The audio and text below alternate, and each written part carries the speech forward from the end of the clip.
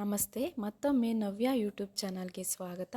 ಇವತ್ತು ನಾನು ಮಾಡ್ತಾ ಇರೋವಂಥ recipe puliyogare powder. Puliyogare powder ಮಾಡೋದಕ್ಕೆ ಏನೇನು ಇಂಗ್ರೀಡಿಯೆಂಟ್ಸ್ ಬೇಕಂತ ತೋರಿಸ್ತಾ ಇದ್ದೀನಿ ನೋಡಿ. ಮನೆಯಲ್ಲೇ ಸಿಂಪಲ್ ಆ್ಯಂಡ್ ಕ್ವಿಕ್ಕಾಗಿ ಈ ರೆಸಿಪಿನ ನಾವು ಮಾಡ್ಕೋಬೋದು. ಅಂಗಡೀಲಿ ನಾವು ಪುಳಿಯೋಗರೆ ಪೌಡರ್ ತಂದು ಮಾಡ್ಕೊಳ್ಳೋದಕ್ಕಿಂತ ಮನೆಯಲ್ಲೇ ಮಾಡಿದ್ರೆ ಟೇಸ್ಟು ಕೂಡ ಚೆನ್ನಾಗಿರುತ್ತೆ, ಹಾಗೆ ಎಲ್ಲರೂ ಇಷ್ಟಪಟ್ಟು ತಿಂತಾರೆ. ಪುಳಿಯೋಗರೆ ಅಂದರೆ ಎಲ್ರಿಗೂ ಇಷ್ಟ ಆಗುವಂಥ ಒಂದು ರೆಸಿಪಿ. ಇದನ್ನು ನಾನು ಮನೆಯಲ್ಲೇ ಮಾಡ್ಕೊಂಡಿದ್ದೀನಿ. ನಮ್ಮ ಮನೆಯಲ್ಲಿ ಎಲ್ಲರೂ ಕೂಡ ಈ ರೆಸಿಪಿನ ಇಷ್ಟಪಟ್ಟು ತಿಂತಾರೆ. ಇದಕ್ಕೆ ಏನೇನು ಬೇಕಂತ ಒಂದು ಸರಿ ನೋಡ್ಕೊಂಡು ಬಂದುಬಿಡೋಣ ಬನ್ನಿ. ಧನಿಯಾ, ಕಡಲೆಬೇಳೆ, ಉದ್ದಿನಬೇಳೆ, ಜೀರಿಗೆ, ಸಾಸಿವೆ, ಬ್ಯಾಡಗಿ ಮೆಣಸಿನ್ಕಾಯಿ, ಗುಂಟೂರು ಮೆಣಸಿನ್ಕಾಯಿ, ಮೆಣಸು, ಮೆಂತ್ಯ, ಅರಿಶಿನ ಕೊಂಬು, ಇಂಗು, ಮರಾಠಿ ಮೊಗ್ಗು, ಲವಂಗ ಹಾಗೂ ಚಕ್ಕೆ. ಇಷ್ಟಿದ್ರೆ ಕ್ವಿಕ್ಕಾಗಿ ಪುಳಿಯೋಗರೆ ಪೌಡರ್ ರೆಡಿ ಆಗುತ್ತೆ. ಕಡಾಯಿನ ನಾನು ಸ್ಟವ್ ಮೇಲಿಟ್ಟು ಕಡಾಯಿ ಬಿಸಿ ಆದ ನಂತರ ನಾನೀಗ ಫಸ್ಟು ಮೆಣಸಿನ್ಕಾಯಿನ ಸೇರಿಸ್ಕೊತಾ ಇದ್ದೀನಿ. ಇಷ್ಟು ಮೆಣಸಿನ್ಕಾಯಿ ನಾನು ತೊಗೊಂಡಿರೋಷ್ಟು ಧನಿಯಾ, ಕಡಲೆಬೇಳೆ, ಉದ್ದಿನಬೇಳೆ ಎಲ್ಲ ಕರೆಕ್ಟಾಗಿರುತ್ತೆ. ಹಾಗಾಗಿ ನಾವು ಅಳತೆ ಕರೆಕ್ಟಾಗಿ ತೊಗೊಳ್ಬೇಕು. ಅಳತೆ ಕರೆಕ್ಟಾಗಿದ್ದರೆ ಪೌಡರ್ ಕರೆಕ್ಟಾಗಿರುತ್ತೆ ಮತ್ತು ಪುಳಿಯೋಗರೆ ಮಾಡಿದಾಗ ಟೇಸ್ಟು ಕೂಡ ಚೆನ್ನಾಗಿರುತ್ತೆ. ಒಂದು ಹಾಫ್ ಸ್ಪೂನ್ ಆಯಿಲ್ ಸೇರಿಸ್ಕೊಂಡು ನೀಟಾಗಿ ಇದನ್ನು ರೋಸ್ಟ್ ಮಾಡ್ಕೊಳ್ಳೋಣ. ಸಿಮ್ಮಲ್ಲೇ ಇಟ್ಕೊಂಡು ರೋಸ್ಟ್ ಮಾಡ್ಕೋಬೇಕು. ಯಾವುದೇ ಇಂಗ್ರೀಡಿಯೆಂಟ್ಸ್ ಕೂಡ ಸಿಹಿಬಾರ್ದು, ಸಿಹಿದ್ರೆ ಟೇಸ್ಟು ಚೇಂಜ್ ಆಗುತ್ತೆ ಪುಳಿಯೋಗರೆದು. ಅದಕ್ಕೋಸ್ಕರ ನಾವು ಸಿಮ್ಮಲ್ಲಿ ಇಟ್ಕೊಂಡು ಪ್ರತಿಯೊಂದನ್ನು ರೋಸ್ಟ್ ಮಾಡ್ಕೋಬೇಕು. ನಾನು ಮತ್ತೊಮ್ಮೆ ತೋರಿಸ್ತಾ ಇದ್ದೀನಿ ನೋಡಿ, ಕರೆಕ್ಟಾಗಿ ಅಳತೆಯಲ್ಲಿ ತೊಗೊಂಡಿದ್ದೀನಿ. ಈ ಅಳತೆಯಲ್ಲಿ ನಾನು ಮಾಡ್ಕೊಳ್ಳೋದ್ರಿಂದ ನನಗಿದು ಆಲ್ಮೋಸ್ಟ್ ಒಂದು ಸಿಕ್ಸ್ ಟೈಮ್ಸ್ ನಾನು ಪುಳಿಯೋಗರೆನ ಮಾಡ್ಕೋಬೋದು. ಒಂದೂವರೆ ತಿಂಗಳು ನಮಗೆ ಇದು ಪೌಡರ್ ಬರುತ್ತೆ. ಈಗ ಆಲ್ಮೋಸ್ಟ್ ಮೆಣಸಿನ್ಕಾಯಿನೂ ರೋಸ್ಟ್ ಆಗಿದೆ. 2 ರೀತಿ ಮೆಣಸಿನ್ಕಾಯಿ ತೊಗೊಂಡಿದ್ದೀನಿ ನಾನು. ಬ್ಯಾಡಗಿ ಹಾಗೂ ಗುಂಟೂರು ಮೆಣಸಿನ್ಕಾಯಿ ಹಾಕೋದ್ರಿಂದ ಕಲರ್ ಬರುತ್ತೆ ಮತ್ತು ಟೇಸ್ಟ್ ಕೂಡ ಚೆನ್ನಾಗಿರುತ್ತೆ. ಹಾಗಾಗಿ 2 ರೀತಿ ಮೆಣಸಿನ್ಕಾಯಿ ತೊಗೊಂಡಿದ್ದೀನಿ.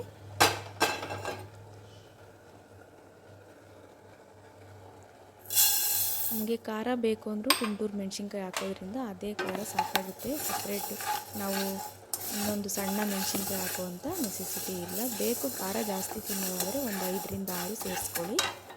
ಈಗ ನಾನು ಧನಿಯಾ ಸೇರಿಸ್ಕೊಂಡೆ. ಧನಿಯಾನ ಸಿಮ್ಮಲ್ಲೇ ಇಟ್ಕೊಂಡು ಮಾಡ್ಕೋಬೇಕು, ಯಾಕಂದರೆ ಇದು ಬೇಗ ಬಿಸಿ ಆಗಿಬಿಡುತ್ತೆ. ಈಗ ನೋಡಿ ಕಲರ್ ಚೇಂಜ್ ಆಗಿದ ತಕ್ಷಣ ನಾನು ಒಂದು ಬಾಣಲಿಗೆ ಸರ್ವ್ ಮಾಡಿಕೊಂಡೆ. ನೆಕ್ಸ್ಟ್ ಬಂದು ಕಡಲೆಬೇಳೆ ಸೇರಿಸ್ಕೊಳ್ಳೋಣ. ಕಡಲೆಬೇಳೆ ಸ್ವಲ್ಪ ಟೈಮ್ ತೊಗೊಳುತ್ತೆ ರೋಸ್ಟ್ ಆಗೋದಕ್ಕೆ. ಇದನ್ನು ಕೂಡ ನಾವು ಸಿಮ್ಮಲ್ಲೇ ಇಟ್ಕೊಂಡು ನೀಟಾಗಿ ಫ್ರೈ ಮಾಡ್ಕೊಳ್ಳೋಣ. ಇದು ಕಲರ್ ಚೇಂಜ್ ಆದಾಗ ನಮಗೆ ಗೊತ್ತಾಗುತ್ತೆ ಇದು ರೋಸ್ಟ್ ಆಗಿದೆ ಅಂತ. ಸಿಹಿಬಾರ್ದು, ಹಾಗಾಗಿ ಹುಷಾರಾಗಿ ನಾವು ನೋಡಿಕೊಂಡು ರೋಸ್ಟ್ ಮಾಡ್ಕೊಳ್ಳೋಣ.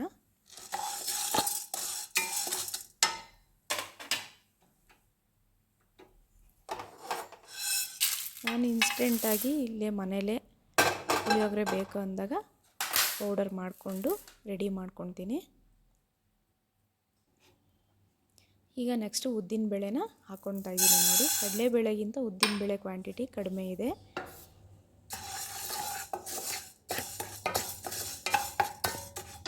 ನೆಕ್ಸ್ಟು ಉದ್ದಿನಬೇಳೆನೂ ಅಷ್ಟೇ ಬೇಗನೆ ರೋಸ್ಟ್ ಆಗಿಬಿಡುತ್ತೆ. ಕಡಾಯಿ ಬಿಸಿ ಇರೋದ್ರಿಂದ ನೋಡಿಕೊಂಡು ನಾವು ರೋಸ್ಟ್ ಮಾಡಿಕೊಂಡು ನೆಕ್ಸ್ಟ್ ಇವಾಗ ಇದಾಗಿದೆ.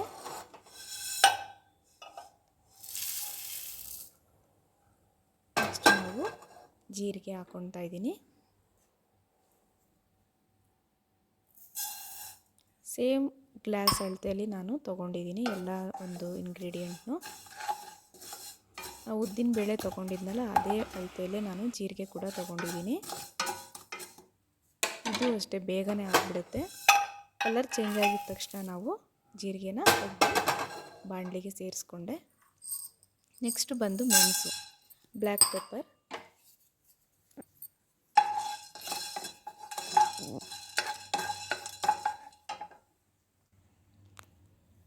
ಈ ಎಲ್ಲ ಇಂಗ್ರೀಡಿಯೆಂಟ್ಸ್ ಆಲ್ಮೋಸ್ಟ್ ಆಲ್ ಮನೇಲಿ ಇದ್ದೇ ಇರುತ್ತೆ. ಹಾಗಾಗಿ ಮನೇಲೇ ನಾವು ಕ್ವಿಕ್ಕಾಗಿ ರೆಡಿ ಮಾಡ್ಕೊಬೋದು ಇದನ್ನು. ಈಗ ಮೆಣಸು ಕೂಡ ಆಗಿದೆ. ಮೆಂತ್ಯ ಹಾಕ್ಕೊಡ್ತಾ ಇದ್ದೀನಿ ಈಗ ನಾನು. ಮೆಂತ್ಯ ಸ್ವಲ್ಪನೇ ಹಾಕ್ಕೊಳ್ಳಿ, ಜಾಸ್ತಿ ಹಾಕಿದ್ರೆ ಕಹಿ ಬರುತ್ತೆ, ಅದಕ್ಕಾಗಿ ಸ್ವಲ್ಪನೇ ಹಾಕ್ಕೋಬೇಕು. ಜಾಸ್ತಿ ಕ್ವಾಂಟಿಟಿಲಿ ಬೇಕಂದ್ರೂ ಮಾಡ್ಕೋಬೋದು. ಈಗ ಇದು ಕೂಡ ಆಗಿದೆ. ನೆಕ್ಸ್ಟ್ ನಾನು ಚಕ್ಕೆ, ಲವಂಗ, ಮರಾಠಿ ಮೊಗ್ಗು ಇದು ಸ್ವಲ್ಪ ಬಿಸಿ ಆದರೆ ಸಾಕು. ಆಲ್ರೆಡಿ ಡ್ರೈ ಇರೋದ್ರಿಂದ ಸ್ವಲ್ಪ ಬೆಚ್ಚಗೆ ಮಾಡಿಕೊಂಡ್ರೆ ಸಾಕಾಗುತ್ತೆ.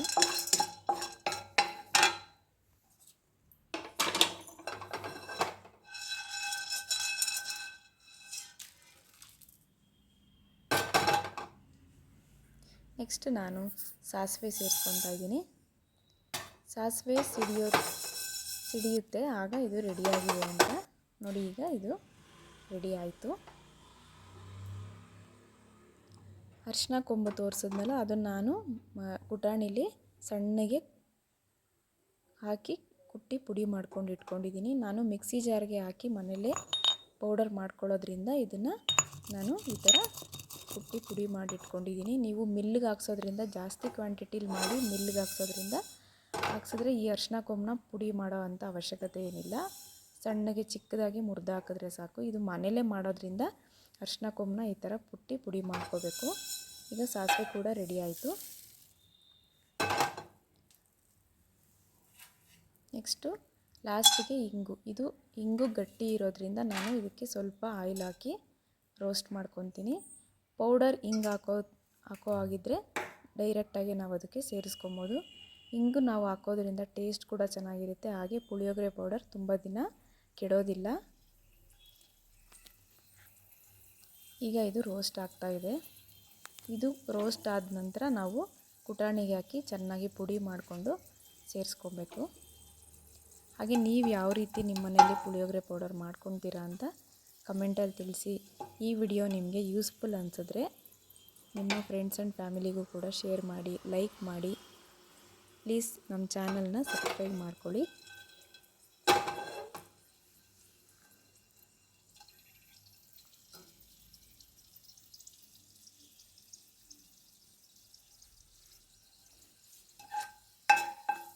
ಜಾಸ್ತಿ ಕ್ವಾಂಟಿಟಿಲಿ ಮಾಡಿ ಇಡೋದ್ರಿಂದ ತುಂಬ ದಿನ ಇಟ್ಟರೆ ಅದು ಟೇಸ್ಟ್ ಕೂಡ ಚೇಂಜ್ ಆಗುತ್ತೆ ಅನ್ನೋದಕ್ಕೋಸ್ಕರ ನಾನು ಯಾವಾಗ ಮಾಡಿದ್ರು ಈ ಥರ 1 ತಿಂಗಳು 1.5 ತಿಂಗಳಿಗೆ ಆಗೋಷ್ಟೇ ನಾನು ಮಾಡಿಟ್ಕೊಳ್ಳೋದು. ಈಗ ನೋಡಿ ಎಲ್ಲನೂ ಒಂದು ಬಾಣಲಿಗೆ ಸೇರಿಸ್ಕೊಂಡೆ. ಈಗ ನಾನು ಅರಿಶಿನ ಕೊಂಬನ್ನು ಅದಕ್ಕೆ ಹಾಕಿ ಚೆನ್ನಾಗಿ ಮಿಕ್ಸ್ ಮಾಡ್ಕೊಳ್ಳೋಣ.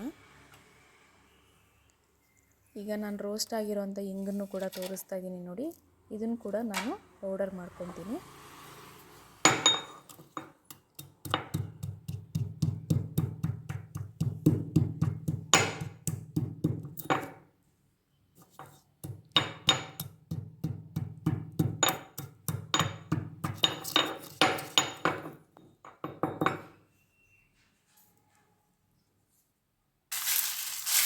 ಇದೆಲ್ಲವನ್ನು ರೋಸ್ಟ್ ಆಗಿರೋವಂಥ ಎಲ್ಲ ಇಂಗ್ರೀಡಿಯೆಂಟ್ಸ್ನ ಮಿಕ್ಸ್ ಮಾಡಿಕೊಂಡು ಆರೋದಕ್ಕೆ ಇಟ್ಬಿಡೋಣ. ಬಿಸಿ ಎಲ್ಲ ಆರಿದ ನಂತರ ಒಂದು ಮಿಕ್ಸಿ ಜಾರ್ಗೆ ಸೇರಿಸ್ಕೊಂಡು ಫೈನಾಗಿ ಪೌಡರ್ ಮಾಡ್ಕೊಬೇಕು.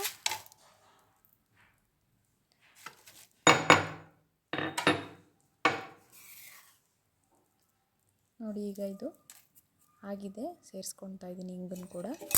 ಚೆನ್ನಾಗಿ ಮಿಕ್ಸ್ ಮಾಡಿ ಬಿಸಿ ಆರೋದಕ್ಕೆ ಬಿಟ್ಟು, ಬಿಸಿ ಆರಿದ ನಂತರ ನಾನು ಮಿಕ್ಸಿ ಜಾರ್ಗೆ ಹಾಕ್ಕೊಳ್ತಾ ಇದ್ದೀನಿ.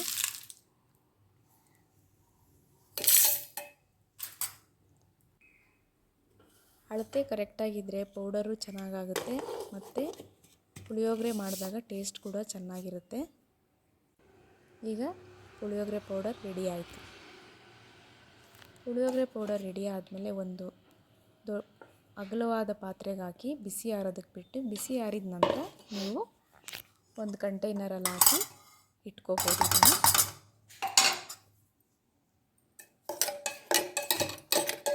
ಫ್ರೆಂಡ್ಸ್, ಎಷ್ಟು ಈಸಿಯಾಗಿ ಮನೆಯಲ್ಲೇ ನಾವು ಪುಳಿಯೋಗರೆ ಪೌಡರ್ನ ಮಾಡ್ಕೋಬೋದು ಅನ್ನೋದನ್ನು ತೋರಿಸಿದ್ದೀನಿ.